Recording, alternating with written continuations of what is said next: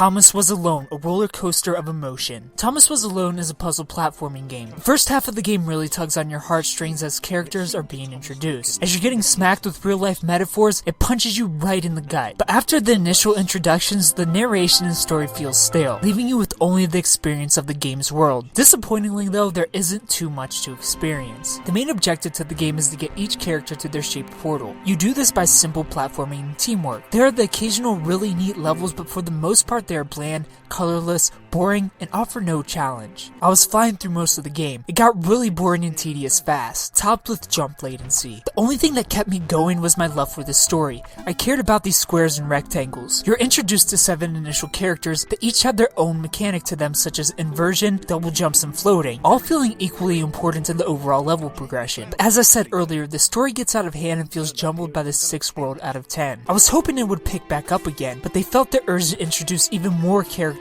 rather than give a satisfying ending or conclusion for the previous characters. There are 100 levels in total in Thomas Was Alone, 2 collectibles in each of the 10 worlds to find, and a cute story and idea. I'd recommend a playthrough only to experience the narrative. Who knows, you may appreciate the second half of the game. I personally didn't. There isn't much actual game here though. No risk, no reward. You can get through most levels on aggressive instinct rather than sitting back and thinking. For what it is, a puzzle platformer 7 out of 10, and as an overall game, 7.5 out of 10. If you played Thomas Was Alone, tell me what you thought about it down in the comment section below. If you haven't played it, tell me if you plan on picking it up. Thumbs up if you like the video, subscribe if you're new to the channel, and tune in Monday for First Impressions where you find out what game we're playing next. Thanks for watching.